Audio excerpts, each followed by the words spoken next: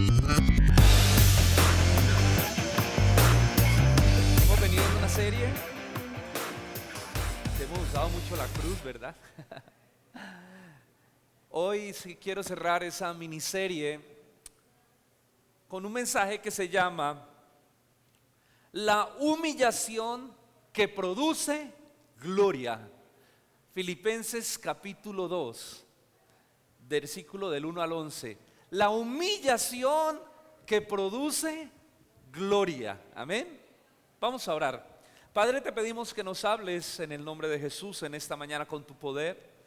Que el poder de tu Espíritu Santo se manifieste en medio de este lugar. Que el poder de tu Espíritu se manifieste en medio nuestro, Señor. Que de una manera especial tú nos toques, nos llene de tu presencia, nos transformes, Espíritu Santo, dependemos de ti. Señor, usa mi vida por tu gracia y por tu bondad, Señor. Usa mi vida por tu misericordia, Señor. Porque tú eres bueno y tu misericordia es para siempre, Señor. Hoy te adoramos, te bendecimos en el nombre de Jesús. Amén y amén. Muy bien, yo quiero introducir este mensaje haciendo o hablando de lo siguiente. Yo quiero que usted piense a ver si acierta cuál es la actitud de la que voy a hablar. Hay una actitud que Dios espera que nosotros desarrollemos. Hay una actitud o una virtud que es necesario, un fruto que es necesario que se dé en el creyente.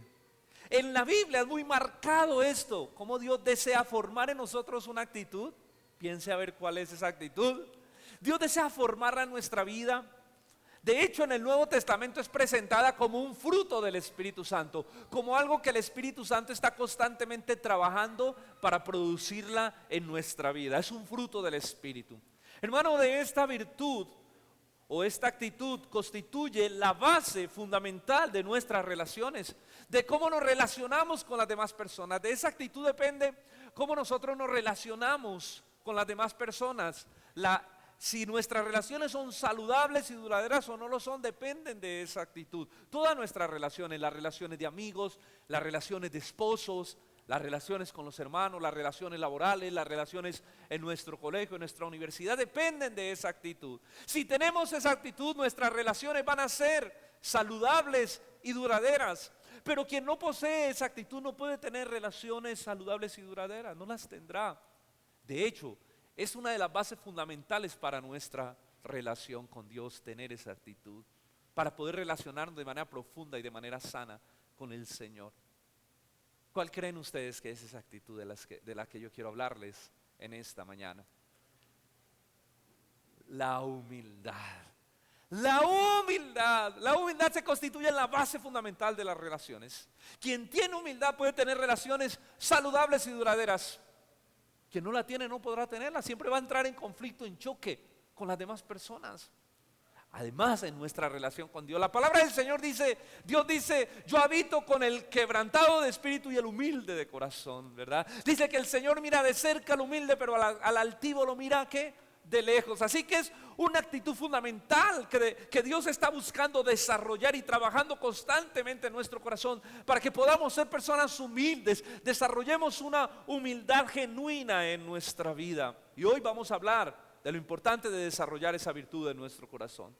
Filipenses capítulo 2, versículo del 1 al 11, es un texto maravilloso donde el apóstol Pablo muestra esa humildad en la persona de Cristo, donde el apóstol Pablo nos desafía a tener esa misma humildad en nuestras vidas y en nuestros corazones. La palabra de Dios en este texto nos exhorta, nos enseña tres profundas verdades acerca de la humillación en el reino de Dios. La primera verdad la encontramos del versículo 1 al versículo 4 y yo la he titulado: debemos aprender a estimar a los demás como superiores a sí mismos. La primera actitud para poder ser personas humildes dentro del reino de Dios es que debemos aprender a estimar a los demás como superiores a nosotros mismos. Qué tremendo eso. Mire lo que dice el versículo del 1 al 4, dice: por lo tanto, dice la palabra del Señor, hablando a la iglesia, a los filipenses, si hay alguna consolación en Cristo, si hay algún consuelo de amor, si hay alguna comunión del Espíritu Santo, si hay algún afecto entrañable como iglesia, si hay alguna misericordia, completen mi gozo, dice Pablo, sintiendo lo mismo entre ustedes, teniendo el mismo amor entre ustedes como iglesia, unánimes, sintiendo una misma cosa, es decir, que no hayan divisiones dentro de la iglesia. Versículo 3 es maravilloso. Nada hagáis por contienda o por vanagloria, hermanos. Antes bien antes bien con humildad, estimando a los demás como superiores a sí mismo, no mirando cada uno por lo suyo propio, sino cada cual también por el bien de los demás. En este pasaje Pablo nos habla cómo la humildad debe gobernar las relaciones de la iglesia. Cómo la humildad debe gobernar nuestras relaciones internamente. Nada hagáis por contienda, por vanagloria. No hayan divisiones, haya entre ustedes un mismo amor, un mismo afecto, un mismo sentir. Porque esa es la unidad del Espíritu Santo, dice la palabra del Señor. Y nos desafía algo maravilloso, algo poderoso, algo glorioso. Dice el versículo 3, nada hagáis por contienda o por vanagloria. Antes bien con humildad. Y ojo a esto que es tan profundo. Estimando cada uno a los demás como superiores a él mismo. ¡Qué desafío! La Biblia nos desafía que debemos aprender a estimar a los demás como superiores a nosotros mismos. Que no podemos creernos más que los demás y no al contrario, debemos creernos menos. Ahora eso es un concepto muy chocante. Creo que esto de estimar a los demás como superiores es un concepto chocante que nos incomoda profundamente. Porque nosotros fuimos criados en una cultura, en un mundo donde se nos enseña lo contrario, donde se defiende lo contrario, donde a ustedes de niño lo criaron con palabras como: no se dejen en nadie, usted no es inferior a nadie, papito. Usted tiene que hacer valer su nombre, ¿verdad? Y así muchos fuimos criados. Cuando no fuimos criados en un hogar cristiano, fuimos criados con ese sentido de superioridad. Es que la gente tiene que saber quién es usted. Y crecemos con ese sentido de: usted no sabe quién soy yo. Es que usted no sabe quién soy yo. Y cuando nos tocan, y es que usted no sabe quién soy yo. ¿Por qué? Porque fuimos educados bajo ese concepto mundano de la protección al ego y al yo. Luchamos profundamente cuando encontramos textos como esto: estimar a los demás como superiores a sí mismo, porque eso no es lo que se nos enseña, porque eso no es lo que el mundo vive. De hecho, para el mundo, estimarse inferior a los demás es baja autoestima. Tú tienes baja autoestima si te consideras menos que los demás. Ahora, si bien es cierto que eso puede constituirse también en una enfermedad y puede ser dañino, las personas que tienen este concepto de una manera malsana, para el Hijo de Dios no lo es. Porque el Hijo de Dios tiene clara su posición en Cristo. Porque el Hijo de Dios tiene claro que es coheredero del reino de los cielos. Porque tiene clara su identidad en Cristo. Ahora Dios le dice: tú que tienes clara esa identidad en Cristo, debes aprender a estimar a los demás como superiores a ti mismo. Wow. Hermanos, nosotros es chocante porque por naturaleza nacemos egoístas. Yo no conozco ningún niño que no nazca con egoísmo. Todos son defendiendo lo suyo. Esto es mío. Y las peleas de los niños, ¿por qué son? Porque uno coge un juguete y el otro va y se lo quiere quitar. En estos días que estábamos en una actividad, me tocó cuidar a los niños y yo nomás los analizaba y yo veía eso. Uno cogía un juguete, el otro quería salir corriendo a quitárselo. Y uno decía: es que es mío, el otro decía: no. Y habían conflictos. Y yo creo que los que tenemos hijos hemos podido ver ese conflicto que nace con nosotros del egoísmo. Por naturaleza somos egoístas, y tristemente se nos afirma ese concepto muchas veces en la casa. Queremos que se haga lo que nosotros decimos. Y a veces los padres condescendientemente, en lugar de tratar eso con sus hijos, lo afirman. Ay, qué pecado, no, que haga lo que quiera, porque mire, una de las cosas con las que nosotros hoy en día estamos luchando fuertemente con nuestra niña es con eso. Porque los niños crecen con ese sentido de yo, el mundo gira alrededor de mí. Y claro, como ellas están consentidas, sobre todo cuando vienen los abuelos, los tíos y todo el mundo empieza a consentirla y se le da todo lo que ella quiere, ella crece creyéndose el centro del universo. Y hemos tenido que batallar y trabajar y hermano, y disciplinarla. Y de hecho esta semana está disciplinada por eso. Toda la semana no puede ver televisión, ella sabe. Está disciplinada porque por su sentido de querer que el mundo gire alrededor de ella. Y los padres necesitamos enseñarle a nuestros hijos a que eso no suceda, a controlar su ego, porque si no van a tener los conflictos que nosotros tenemos hoy en día con textos como estos. Van a tener conflicto. ¿Cuántos de ustedes sienten un conflicto interno cuando dice estimar a los demás como superiores a sí mismo? Oiga, como que obedezco lo que sea, pero ese versículo como que no me lo pinte de esa manera. Cuando llegamos a Cristo empezamos a batallar con tener esa actitud de humildad debido a la protección que hemos creado toda la vida alrededor de nuestro yo. Toda la protección que se ha creado, empezamos a batallar con poder morir a nosotros mismos porque se ha levantado una barrera alrededor de nuestro propio ego. El egoísmo, lo he dicho siempre, es el núcleo de la naturaleza caída. Satanás le dijo a Adán y Eva: ustedes serán como Dios. El orgullo es el núcleo de la naturaleza caída.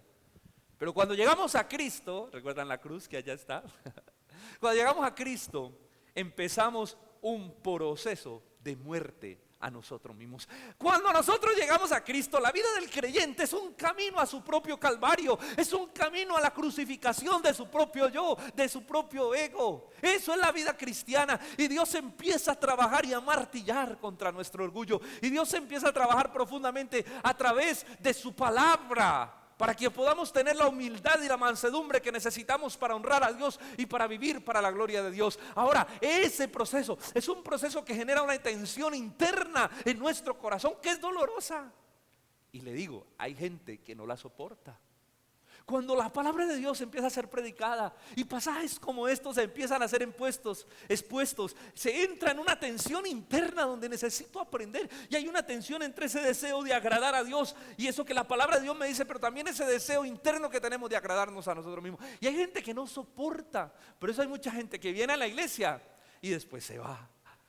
No, pastor, eso de ser cristiano es muy difícil, eso de morir, de renunciar a uno mismo, ahora hay que estimar a los demás como superiores a sí mismo. Y de hecho por eso hay gente que prefiere un evangelio más light, más bacano. Yo recuerdo una chica que me dijo: no, pastor, yo cada vez que salgo de la iglesia salgo muy confrontada, salgo muy desafiada. No, yo prefiero otro tipo de predicación que me haga salir motivada, que me haga sentir que soy fuerte, que soy grande, que puedo vencer el mundo, que me haga creer en mí misma. Claro, pues Pero ¿tú qué estás buscando? ¿Honrar y vivir para la gloria de Dios y permitirle a Dios trabajar y madurar tu carácter? ¿O simplemente quedarte como estás y sentirte motivado? ¿Qué estás buscando? Porque todos nosotros estamos buscando, estamos rumbo al camino de nuestra santificación, y el camino de nuestra santificación es el mismo camino al Calvario, es el mismo camino de tomar nuestra cruz y morir a nuestra propia naturaleza caída. Pablo, ¿cómo define la humildad? Estamos hablando de la humildad. ¿Cómo define Pablo la humildad en ese texto? Porque yo creo que la humildad es uno de los conceptos más mal definidos hoy en día. Hay mucha gente que piensa que humildad es la persona que, por ejemplo, muchos piensan que humildad es la persona que no dice nada, que siempre está callada. Ay, tan humilde, mira, nunca dice nada. Mira, nunca. ¿Sí? Hay gente que piensa que la humildad es eso, que es no expresar a veces lo que uno siente, o no entrar a veces en confrontación en ciertos temas. Ay, tan humilde, él nunca dice nada. Ay, no, la esposa le pega y todo, y él es tan humilde. Otros piensan que la humildad, ahora yo no estoy diciendo que ponga a pelear, no, pero hay que hablar, dialogar y ver las cosas. Otros piensan que la humildad, ay, ese hermano tan humilde, mira, viene siempre con la misma camisa y la tiene hasta rota. Ay, no, mira la humildad, mira los zapatos. No, hay gente que piensa que relaciona la humildad con la pobreza. Y déjeme decirle que yo conozco gente pobre, supremamente arrogante. Porque eso no significa humildad. La humildad es una actitud del corazón que Dios está desarrollando en nuestra vida. ¿Y cómo define Filipenses capítulo 2 la humildad? El apóstol Pablo dice: antes bien, nada hagáis por contienda o por vanagloria, antes bien con humildad. Y luego dice, es decir, estimando cada uno a los demás como superiores a sí mismo. La humildad es lo que nos permite ver a los demás como si fueran superiores a nosotros. Entender que nosotros estamos ahí para servirles, que nosotros estamos ahí para ayudarles a ser mejores, que estamos allí para que el plan de Dios se cumpla en sus vidas, que estamos allí para servir, no para ser servidos. La humildad nos permite a nosotros estimar a los demás como superiores a nosotros mismos. Ese es el concepto como la Biblia define la humildad. Jesús nos desafió a eso cuando dijo, estas palabras de Jesús son maravillosas: aprended de mí, que soy manso y humilde de corazón. Aprende de mí que soy manso y humilde de corazón. Tenaz, ¿no? Nosotros tenemos un Dios supremamente glorioso. Nosotros tenemos un Dios supremamente poderoso, soberano, el Rey del universo. El Rey que sí podía decir, usted no sabe quién soy yo. Pero tenemos un Rey glorioso y poderoso, perfectamente humilde. Eso es tremendo. Manso y humilde nuestro Dios. La humildad y la mansedumbre deben ser frutos visibles de un creyente. Hermano, ¿tú quieres saber o conocer cuando una persona es madura? Revisa su humildad y su mansedumbre. Eso refleja la madurez de un creyente. Mira, a veces no es ni tanto conocimiento, porque hay gente que es profundamente conocedora de muchas cosas y conceptos teológicos, y eso es muy importante. Pero todo eso en lo que se debe traducir en el carácter es en humildad y en amor. La humildad y la mansedumbre deben ser frutos visibles. Ellas nos permiten realmente amar a las personas. Mire, usted nunca podrá amar si usted no es humilde. Usted nunca podrá amar a alguien si usted no tiene humildad en su vida. Porque la humildad es la base de las relaciones. De hecho, la humildad es la base de poder amar genuinamente a alguien. Muy bien, en el reino de los cielos la humildad, o sea, en el mundo la humildad es sinónimo de bajeza, de debilidad muchas veces. Pero en el reino de los cielos la humildad es sinónimo de grandeza. Es decir, que quien es realmente grande en el reino es quien es realmente humilde. Por eso el reino de los cielos es el reino de la paradoja, donde el rey se hizo siervo. Ustedes recuerdan cuando en esta escena tan maravillosa, cuando los hijos de Zebedeo vinieron las mamás que lo aman tanto a uno, gloria a Dios por la mamá, ¿verdad? Ya se acerca el día de la madre, y llegaron las mamás con esa petición tan linda, una petición tan compleja como esta. Le dicen a Jesús, Señor, tenemos una petición que hacerte. Y el Señor le dice, ¿cuáles mujeres? Dígame cuál es la petición. Y ella le dijo, no, nuestra petición es sencilla, que cuando estés en tu reino, uno de nuestros hijos se siente a la derecha y este otro a la izquierda. Y Jesús le dice, ustedes no saben lo que están pidiendo. Y claro, cuando los demás escucharon la conversación se enojaron. ¿Cómo así? Bueno, tal vez se enojaron porque las mamás de ellos no vinieron primero, pero se enojaron. Porque estaban pidiendo una posición de grandeza. Y el Señor le responde, ustedes no saben lo que piden. Ustedes saben que los gobernantes de este mundo tratan a su pueblo con prepotencia y los funcionarios hacen alarde de su autoridad frente a sus súbditos. Pero entre ustedes será diferente. Ese no es el modelo de liderazgo en el reino de Dios. El que quiera ser líder en el reino de Dios, entre ustedes deberá ser sirviente. Y el que quiera ser el primero entre ustedes deberá convertirse en esclavo de todos. Pues ni aun el Hijo del Hombre vino para que le sirvan, sino para servir y para dar su vida en rescate por muchos. Qué impresionante. El Señor dice, aquí no es como en el mundo. En el mundo liderazgo es sinónimo de autoridad y prepotencia. Aquí en el reino de Dios, el que quiera liderar debe servir, porque en el reino de Dios liderazgo es sinónimo de servicio. Y el que quiera ser el primero deberá ser siervo y esclavo de todos. Uy, qué impresionante eso. No es una estructura piramidal donde aquí está el líder y aquí están sus súbditos. No, es una pirámide invertida donde aquí está el líder sosteniendo y levantando a su gente, sirviendo. En el reino de los cielos, liderazgo es servicio.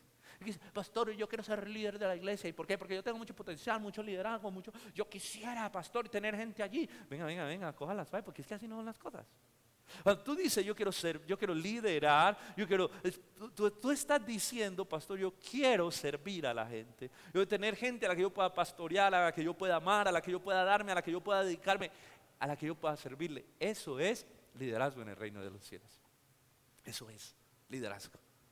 No es una manera de resolver los conflictos de personalidad que tenemos ni de sentirnos más importantes. Porque si usted tiene ese problema, usted no puede servir en el reino de Dios porque tiene muchas complicaciones. Jesús afirmó y él mismo dijo, pues ni aún el Hijo del Hombre vino para ser servido, sino para servir y dar su vida en rescate por muchos. Qué impresionante esas palabras. Ni el Hijo de Dios, ni Dios mismo vino a ser servido, sino para servir y dar su vida. Y sirvió al punto que el Señor puso su vida para que usted y yo pudiéramos ser salvos. Mire la manera como Dios nos sirvió. Dios vino a servirnos con su propia vida. Él puso su vida para resolver el conflicto más impresionante que tenemos.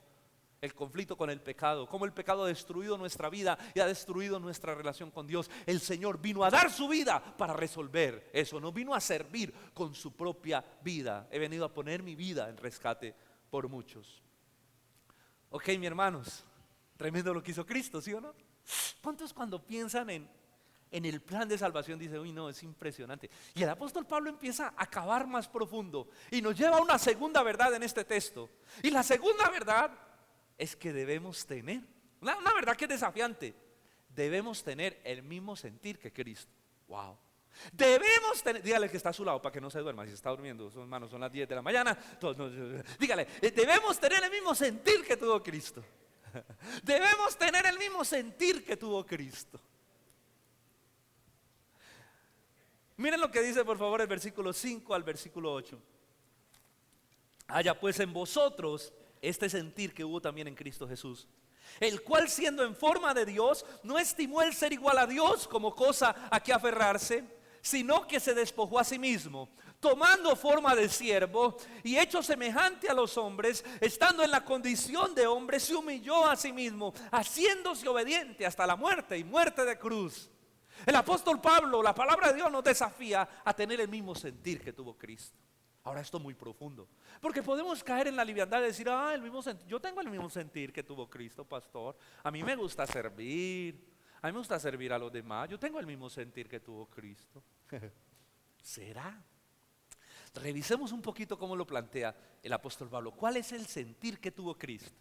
En primer lugar, él dice, versículo 6, el cual siendo en forma de Dios, no estimó el ser igual a Dios como cosa a que aferrarse.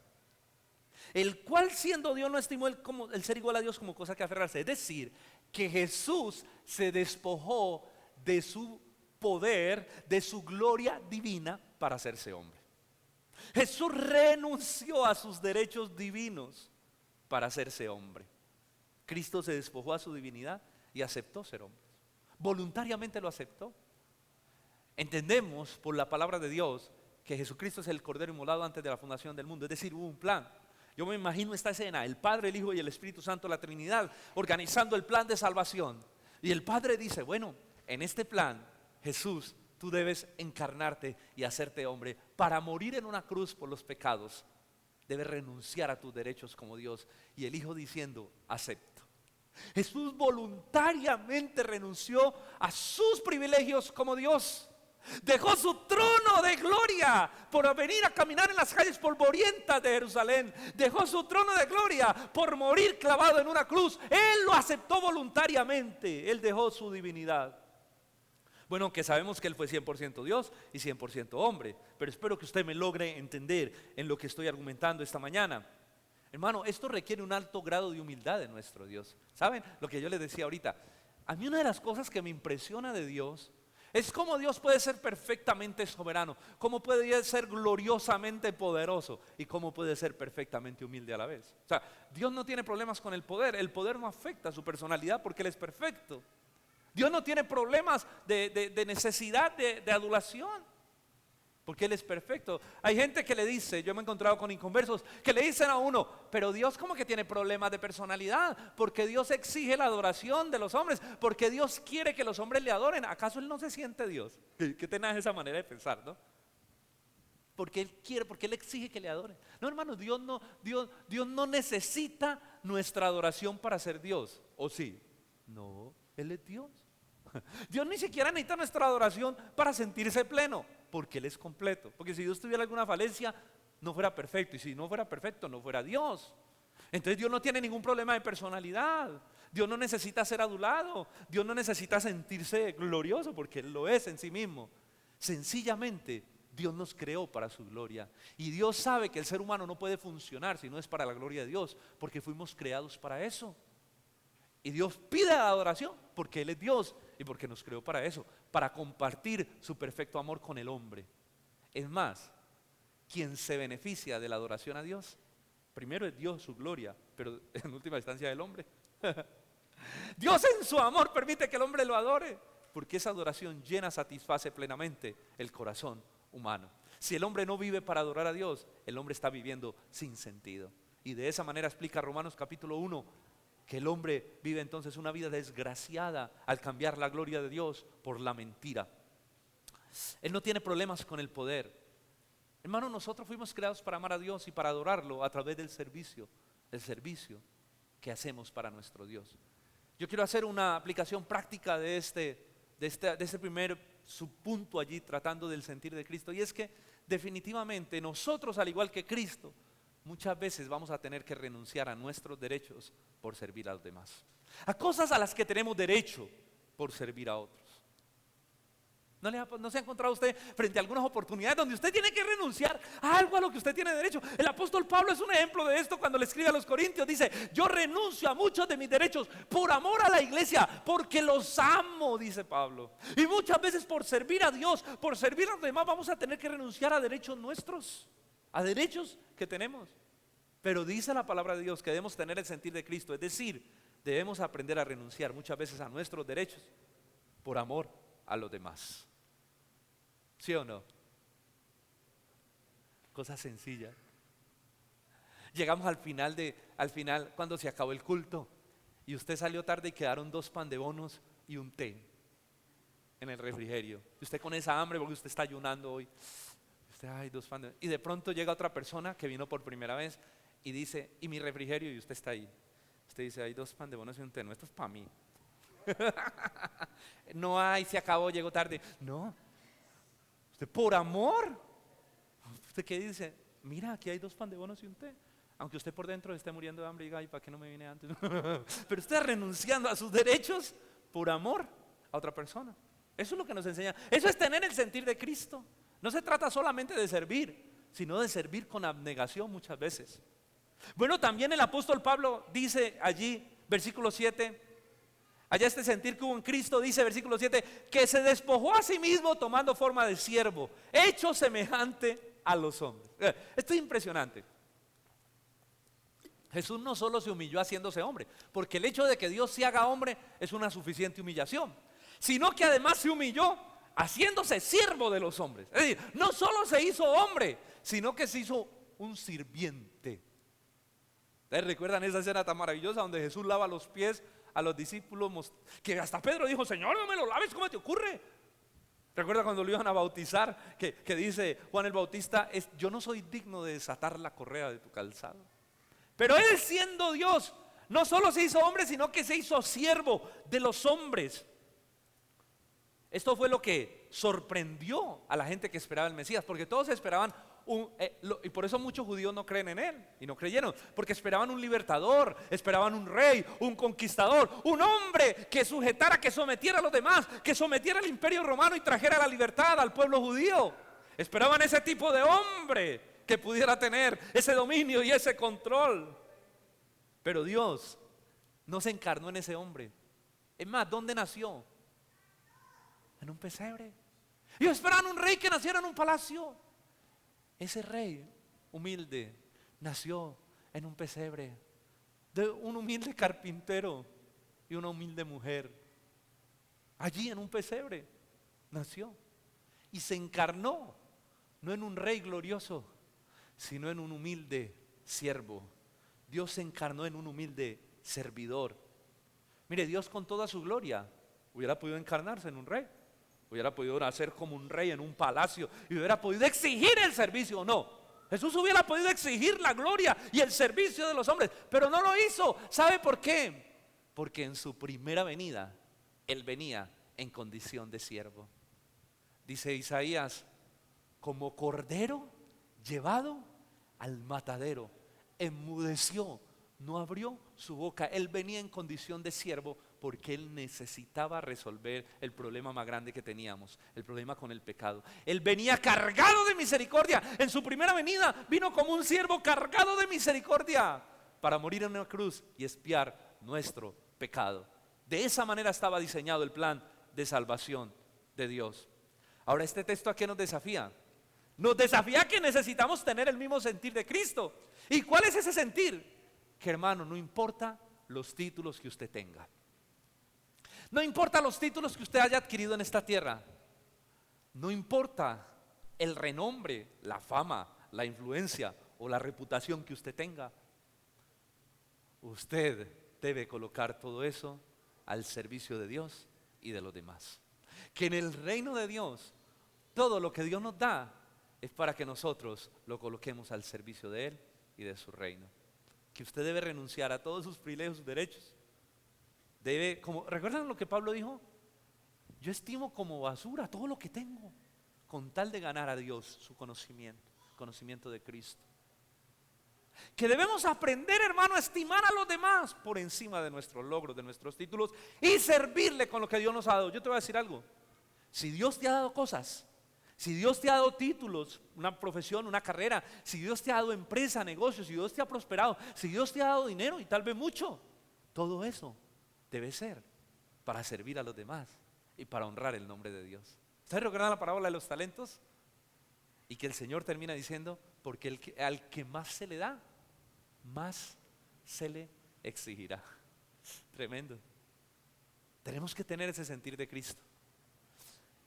Pero también dice, dentro de este sentir de Cristo, para que lo revisemos profundamente, no solo se hizo hombre, no solo se hizo siervo, sino que el versículo 8 dice, y estando en la condición de hombre y de siervo, se humilló a sí mismo, haciéndose obediente hasta la muerte y muerte de cruz. Impresionante. El apóstol Pablo empieza a mostrar la descendencia de la humillación de Cristo. Dice, se hizo hombre, suficiente humillación, Dios se hizo hombre.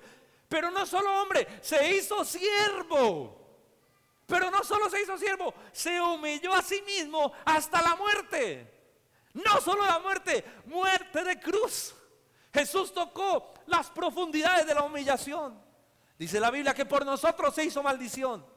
Dice la Escritura, maldito todo aquel que muera en un madero. Jesús probó la mayor humillación que podía probar un ser humano: ser colgado en una cruz, ser aborrecido. Por eso Isaías dice, despreciado y desechado entre los hombres, varón de dolores, experimentado en el quebranto. Jesús probó el ser desechado, el ser repudiado y el ser clavado en una cruz, morir de manera miserable. Wow. Es por eso que el evangelio es locura para la sabiduría humana. Es por eso que muchos judíos hoy en día no creen, porque ¿cómo así? El Mesías, ese era el Mesías, ese era el que iba a liberar a Israel, un man que muere en una cruz, bien repudiado, desechado. El apóstol Pablo dice, para la sabiduría humana el evangelio es locura. Esto lo podemos entender el evangelio solo por la revelación del Espíritu Santo, solo porque el Espíritu Santo ilumina nuestro entendimiento y nos permita comprender estas verdades tan profundas como la humillación de Cristo. Ahora, yo te hago una pregunta: ¿por qué Jesús hizo todo eso? ¿Por qué Jesús se hizo hombre? ¿Por qué Jesús se hizo siervo? ¿Por qué Jesús murió? Y murió de la manera más vil en una cruz. ¿Qué lo motivó a Él? ¿Qué lo motivó a Él? La primera respuesta que salta a nuestra boca es el amor. Es que nos amó tanto.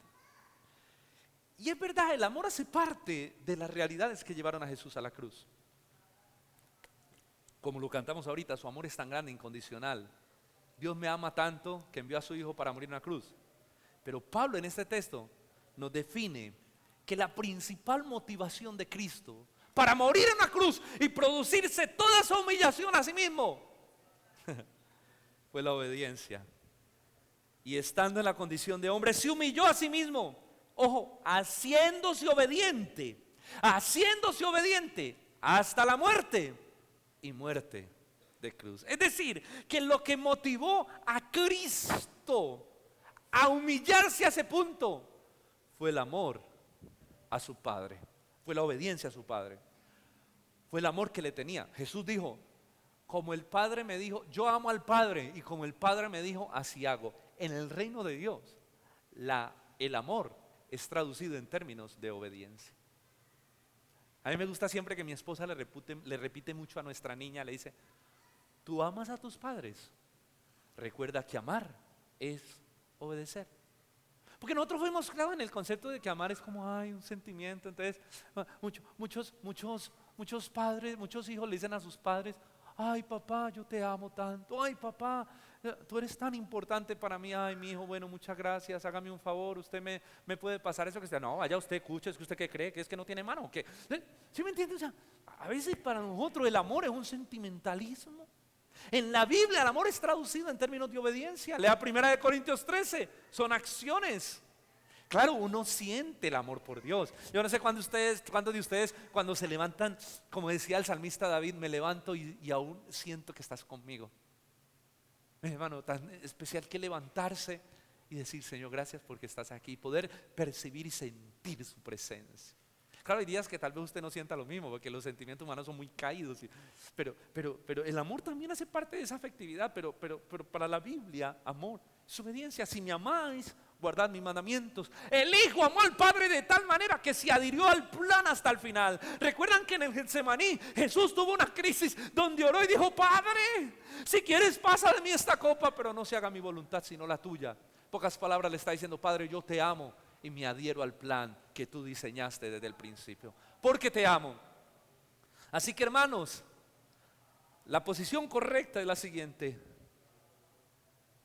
el Hijo fue a la cruz porque amó al Padre y lo obedeció hasta el final. Y el Padre, Juan 3:16, amó de tal manera al mundo, te amó a ti de tal manera que fue capaz de dar a su Hijo unigénito para que todo aquel que en él crea no se pierda. Es decir, que lo que llevó a Jesús a la cruz, lo que diseñó el plan fue el amor del Padre por su pueblo perdido. Y lo que llevó al Hijo a la cruz a obedecer hasta el final fue su amor por la obediencia al Padre. Miren, el Padre nos amó al punto de dar a su Hijo. Los que son padres aquí, ¿qué es más fácil para usted? ¿Dar la vida de su hijo o dar su propia vida? Si usted tuviera que, vamos a poner una cosa cruel aquí, una situación cruel. Usted o da la vida de su hijo o da su vida. ¿Usted cuál daría? Yo no creo que aquí haya un padre cruel e insensible que diga, no, mate a mi hijo. No, yo creo que uno llega a amar a sus hijos más que su propia vida.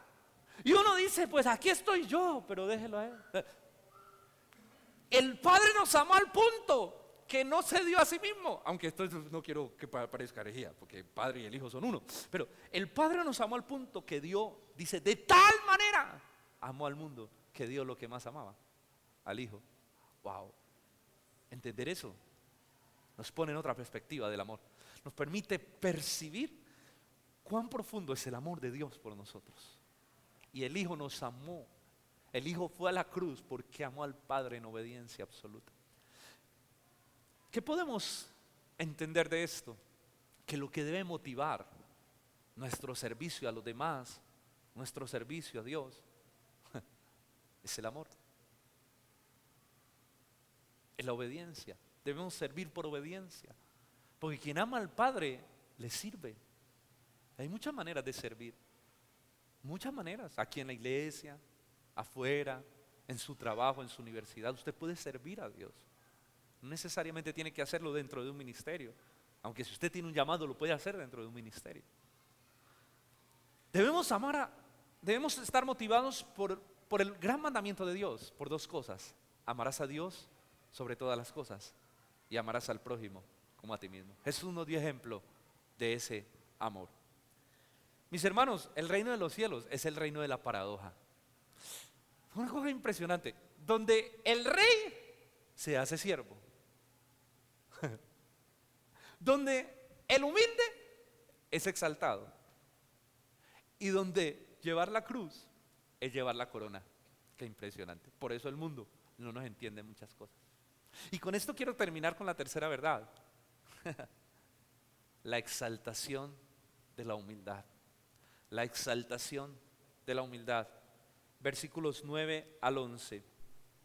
Por lo cual Dios también lo exaltó hasta lo sumo y le dio un nombre que es sobre todo nombre, para que en el nombre de Jesús se doble toda rodilla de los que están en los cielos, en la tierra y debajo de la tierra, y toda lengua confiese que Jesucristo es el Señor, para gloria de Dios Padre. Wow.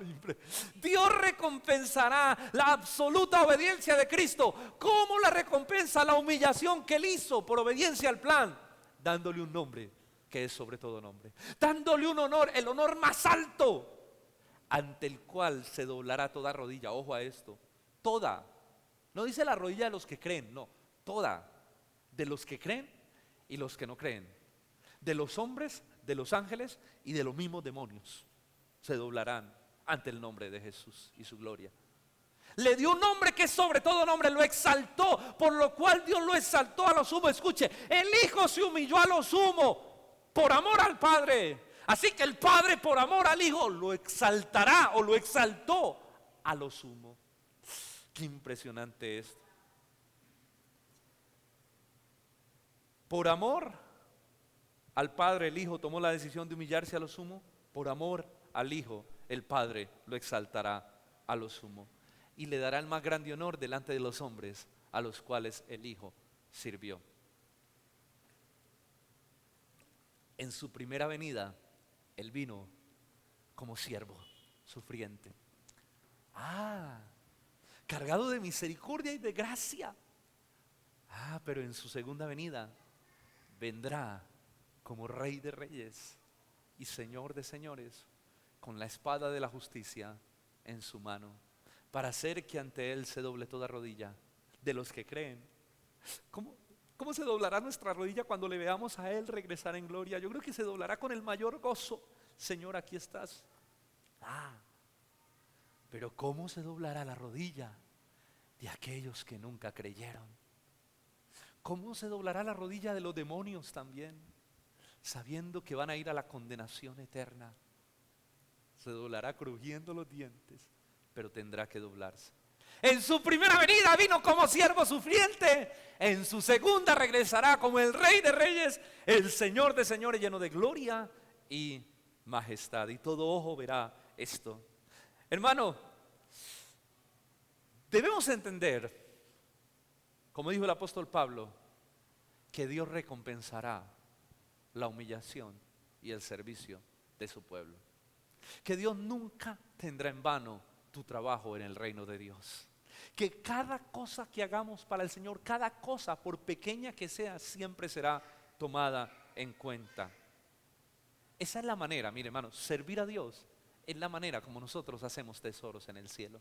El Señor dijo, haceos tesoros en el cielo, y va ligado al texto que dice, ninguno puede servir a dos señores, porque amará al uno, aborrecerá al otro. Nadie puede servir a Dios y servir a las riquezas. Luego dice, haceos tesoros en el cielo. ¿Cómo nos hacemos tesoros en el cielo? Sirviendo a Dios, con lo que Dios te ha dado. ¿Qué te ha dado Dios? Con los dones, con los talentos, donde estés, tú eres un misionero donde estés. Servir a Dios con los recursos que Dios te ha dado a ti. Esa es manera de servir, esa es manera de hacer tesoros en el cielo. Y todo lo que tú hagas para Dios, todo se tomará en cuenta. Miren, ¿cuánto le pueden durar a uno los tesoros acá en la tierra? ¿Cuánto puede uno disfrutarlos? Pues si dura 80 años, 80, si dura 90, 90, pero pues aquí queda porque no hay entierro con trasteo, ¿sí o no? Pero ¿cuánto le van a durar a usted los tesoros que usted haga en el cielo? ¿Ven ustedes cómo a veces funcionamos de manera incorrecta? Nos dedicamos tanto a hacer tesoros acá, ¿no? Con lo que Dios te dé acá, haz tesoros en el cielo. Porque los tesoros, dijo Jesús, ni la polilla ni lo incorrompen, ni los ladrones minan ni hurtan. Lo que hagas allá será por los siglos de los siglos, de los siglos, de los siglos, de los siglos. El servicio a Dios, hermano, es lo mejor que nosotros podamos hacer. El apóstol Pablo dijo, y todo lo que hagáis, todo, porque es que hay gente que piensa que solo servir es cantar aquí en la música o hacer esto. No, todo lo que hagáis, hacerlo como para el Señor y no para los hombres, sabiendo que del Señor recibirán la recompensa de la herencia, porque a Cristo el Señor ustedes sirven. Gloria a Dios. Sé que muchas veces desmayamos, que aquí en la tierra a veces no recibimos el aplauso o tal vez el congratulation, o no vemos los resultados del fruto. Recuerda este hombre, este misionero que fue con su esposa y su familia, primero él fue solo con unos hombres a predicar el evangelio a una tribu y lo mataron. No vio el fruto, lo mataron, pero después vino su esposa a predicar el evangelio y se convirtieron. Elizabeth Elliot, pues su esposo no vio el fruto, pero su esposa sí lo vio. Ahora esta mujer tenaz, ir donde matan al esposo, pero Dios la llamó y ella fue. Entonces escucha, todo lo que tú hagas en el reino de los cielos, así tú no veas el resultado, así tú no veas el fruto, será tomado en cuenta y tu recompensa te aguardará y te esperará en los cielos. Hermano, no olvide que somos peregrinos y extranjeros en esta tierra. Estamos caminando, estamos de paso, así que lo mejor que podemos hacer es vivir nuestra vida sirviendo al Señor. ¿Y cómo lo hacemos? Sirviendo a los demás, sirviendo a su pueblo, sirviendo a su iglesia. Vivamos para servir al Señor, porque para eso fuimos creados, para eso fuimos hechos. De esa manera funcionamos perfectamente. Así que quiero concluir con esto, este mensaje. Toda esta argumentación que el apóstol Pablo hace, que es maravillosa, acerca de la humillación y la exaltación de Cristo, la hace diciéndonos lo siguiente: como creyentes debemos vivir para servir al Señor. La vida de un cristiano tiene sentido si sirve a Dios con su vida, si vive para la gloria de Dios. Pero dice Pablo, pero no de cualquier manera. No servimos a Dios de cualquier manera. Servimos a Dios con humildad. Sirvamos a Dios con una profunda humildad. Esa humildad que te permite estimar a los demás como superiores a ti mismo. Esa humildad que te permite tomar tu cruz y clavarte en esa cruz y vivir para la gloria de Dios y para el servicio de otros. Vivamos con esa humildad que le da gloria y honra al Señor. Sirvámosle con esa humildad que nos permite morir a nosotros mismos para vivir para la gloria de Dios. Mis hermanos, si queremos vivir para la gloria de Dios, necesitamos renunciar a la nuestra. Pero escuche, la humillación siempre producirá gloria en el reino de los cielos. Amén. Esa es la humillación que produce exaltación. Jesús dijo, porque el que quiera ganar su vida en este mundo la perderá, pero el que pierda su vida por causa de mí, del evangelio, para vida eterna la guardará. En el reino de los cielos, en el reino de la paradoja, la humillación produce exaltación, la humillación produce grandeza.